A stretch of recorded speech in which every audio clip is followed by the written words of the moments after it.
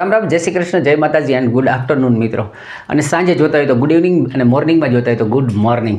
હવે આપણે આ વિડીયોની અંદર ઘણા બધા જાતના વિષયોને લઈને વિડીયોઝ મૂકતા હોઈએ છીએ આ ચેનલની અંદર. એમાં આજે એક નવી ભરતી જે છે પોલીસ વિભાગની અંદર ટેકનિકલ સ્ટાફ માટે આવેલી છે, જેની માહિતી આપીએ. કારણ કે પોલીસની ભરતી ઓલરેડી ચાલુ છે, જેનું રનિંગ પણ આવી ગયું છે. પણ ઘણા લોકો એવા છે કે જેમને ફિઝિકલી અનફિટ છે અને પોલીસની અંદર ગ્રાઉન્ડ નથી કરી શકતા, અથવા તો એમ કહી શકાય કે ભાઈ જે સૈનિકની ડ્યુટી નથી કરવી પણ પોલીસ વિભાગમાં નોકરી કરવાની ચાહ ધરાવે છે અને ટેકનિકલ તરીકે સ્ટાફ તરીકે એ પોતે ફરજ બજાવી શકે એવી એનામાં ક્ષમતા છે. તો એવા લોકો માટે સારા સમાચાર છે કે ભાઈ ટેકનિકલ વિભાગની અંદર બેક ઓફિસની અંદર બેસીને કામ કરવાનું છે અને સરસ મજાની પોસ્ટ આવી છે, એની આપણે આ વિડીયોની અંદર ચર્ચા કરીએ. તમને ડિસ્પ્લેમાં ફોટોગ્રાફ્સ આપી દઈશ, જરૂરી બધી ડિટેલ્સ આપી દઈશું અને કેવી રીતના ભરતી છે, શું છે, બધી ડિટેલ્સ જે છે એના આપણે આ વિડીયોની અંદર જોઈશું. તમને બાજુમાં એક ફોટો જે છે એ હું જોવા આપી દઈશ, જેથી કરીને તમને ઓરિજિનલ પ્રૂફ જે છે મળી રહે. તો પહેલાં વાત કરીએ કે ગુજરાત પોલીસની અંદર ટેકનિકલ વિભાગમાં 950 જગ્યાઓ પર ભરતીની જાહેરાત જે છે કરવામાં આવી છે અને પોલીસ વિભાગમાં જોડાવાની સુવર્ણ તક છે. હવે જો અરજી જે છે એ શરૂ થવાની તારીખ છે 9 જાન્યુઆરીથી ઓલરેડી થઈ ચૂકી છે અને એ એન્ડ ટાઈમ જે છે અરજી સ્વીકારવાની લાસ્ટ ડેટ જે છે 28 જાન્યુઆરી સુધી છે. એટલે હજુ 22 તારીખ જેવું છે, તમારી પાસે હજી 6 દિવસ આના અંદર ફોર્મ ભરવાના, રાતના 12 વાગ્યા સુધી તમે ભરી શકો છો. અને વેબસાઇટ જે છે ojas.gujarat.gov.in, એટલે કે ઓજસની અંદર આપણે બધા ફોર્મ ભરતા હોઈએ છીએ એ જ વેબસાઇટનો ઉપયોગ કરી તમારે ફોર્મ જે છે એ ઓનલાઈન ભરવાનું રહેશે. હવે ડિટેલ્સ જે છે એ આપણે વાંચીએ કે શું કહેવા માગે છે. કે ભાઈ ગુજરાત પોલીસ ભરતી બોર્ડ, જેને GPRB તરીકે ઓળખવામાં આવે છે, એના દ્વારા ટેકનિકલ વિભાગમાં વર્ગ 3ની કુલ 950 જેટલી જગ્યાઓ પર ભરતીની જાહેરાત જે છે કરવામાં આવી છે.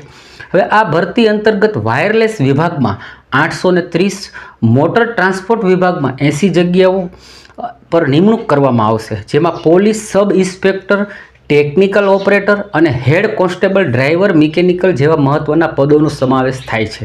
હવે એન્જિનિયરિંગ સ્નાતક અને ડિપ્લોમાની લાયકાત ધરાવતા ઉમેદવારો આગામી 9 જાન્યુઆરીથી 2026થી 28 જાન્યુઆરી 2026 સુધી ojas.gujarat.gov.in પર પોતાની અરજી જે છે એ કરી શકશે. પોલીસ દળમાં ટેકનિકલ ક્ષેત્રે કારકિર્દી બનાવવા માટેની આ ખૂબ જ અગત્યની જાહેરાત છે. હવે એના અંદર કોણ શું પોસ્ટ ધરાવે છે અને કયા પદ ઉપર એપ્લાય કરી શકે એની થોડીક ચર્ચા કરી લઈએ. તો કે જો PSI પોસ્ટ આપી છે અને વાયરલેસ તરીકે, અને એમ પાછું ટેકનિકલ ઓપરેટર તરીકે. તો એ લોકો જે છે એની લાયકાત છે માન્ય યુનિવર્સિટીમાંથી BE કરેલા હોય, BTech કરેલા હોય, સ્નાતકની ડિગ્રી હોય, અથવા તો નીચે મુજબની કોઈ પણ બ્રાન્ચ, જે હું હવે તમારી સામે રજૂ કરું છું. હવે જુઓ, ઘણાને એવું થશે કે સર BE BTech જે છે કયા સબ્જેક્ટ સાથે હોવા જોઈએ. તો એ લોકો ઇલેક્ટ્રોનિક્સ એન્ડ કોમ્યુનિકેશન, જેને EC તરીકે આપણે ઓળખીએ છીએ. ત્યારબાદ ઇલેક્ટ્રોનિક્સ એન્ડ ટેલિકોમ્યુનિકેશન, એટલે ઇલેક્ટ્રિક ખરા પણ ટેલિકોમ્યુનિકેશનની અંદર પણ એમનું બેકએન્ડની અંદર અભ્યાસ કરેલો હોય તો ચાલશે.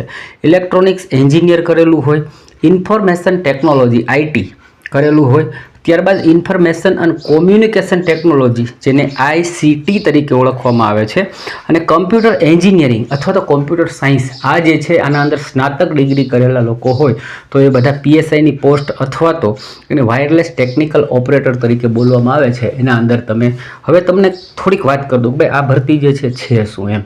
તમને ખ્યાલ હશે કે ભાઈ આપણું કોઈ પણ વસ્તુઓ જે છે જ્યારે ચોરી થાય છે તો એક ટેકનિકલ ટીમ હોય છે એને સર્ચ કરવા માટે. જેમ કે ભાઈ કેમેરા મૂકેલા છે તો એનું સર્વેલન્સ કોઈ કરતું હશે, તમારા મોબાઈલ ચોરાય છે, ખોવાય છે તો એનો EMI નંબર ઉપરથી એને ટ્રેક કરવો, લોકેશન ટ્રેક કરવું. ઘણી વખત આપણે પિક્ચરમાં જોતા હોઈએ છીએ કે ભાઈ મોબાઈલના આધારે જે છે ગુનેગાર એને ટ્રેક કરવામાં આવે છે, પકડવામાં આવે છે. તો આ બધી બાબતોની અંદર એક ટેકનિકલ સ્ટાફની જરૂર પડતી હોય છે અને આ સ્ટાફ માટેની આ ભરતી છે. સેકન્ડ નંબર ઉપર આવે છે પોલીસ સબ ઇન્સ્પેક્ટર, જેને કાઉન્સમાં આપ્યું છે મોટર ટ્રાન્સપોર્ટ, એને MT તરીકે ઓળખે છે. એની લાયકાત જે છે માન્ય યુનિવર્સિટીમાંથી નીચે મુજબની બ્રાન્ચમાં સ્નાતક ડિગ્રી જોશે, BE અથવા BTech. કોઈ માંગ્યું છે તો કે ઓટોમોબાઈલ એન્જિનિયરિંગ, મિકેનિકલ એન્જિનિયરિંગ, આ બે લાયકાત એના માટે આપી છે. ત્યારબાદ વાત કરીએ ત્રીજી પોસ્ટ છે head constable, driver, mechanic, grade 1 આપવામાં આવ્યું છે અને એના માટે જે લાયકાત આપી છે તો કે ટેકનિકલ પરીક્ષા બોર્ડ અથવા માન્ય યુનિવર્સિટીમાંથી ડિપ્લોમાની લાયકાત હોવી જોઈશે. જેમ કે ઓટોમોબાઈલ એન્જિનિયરિંગ ડિપ્લોમા, અથવા તો મિકેનિકલ એન્જિનિયરિંગ ડિપ્લોમા. તો 3 પોસ્ટ જે છે સરસ મજાની, જેની મેં તમારી સામે વાત કરી દીધી છે. એટલે પોલીસ વિભાગની અંદર ઘણા બધા ફોર્મ તો ભર્યા છે, પણ કોઈ એવા લોકો છે કે જે કોમ્પ્યુટર ટાઈપનું કોર્સ ધરાવે છે, એમાં સ્નાતક થયેલા છે અને પોલીસમાં જવાની ઈચ્છા છે, તો એ લોકો માટે સરસ મજાની આ વેકન્સી કહી શકાય. તમને ના લાગુ પડતું હોય તો મિત્રો સુધી વિડીયો શેર કરજો, જેથી કરીને એ પોતાનું ભવિષ્ય જે છે આમાં બનાવી શકે. વિડીયો સારો લાગ્યો હોય, માહિતી મજા આવી હોય, અથવા તો આવી ઘણી બધી માહિતીઓ મેળવવા માટે તમે અમારી ચેનલને સબસ્ક્રાઈબ કરી શકો છો, વિડીયોને લાઇક કરી અમને પણ મોટિવેટ કરી શકો છો. મળીએ આવી સરસ મજાની બીજી ઇન્ફોર્મેશન લઈને તમારા સુધી આવીએ. ત્યાં સુધી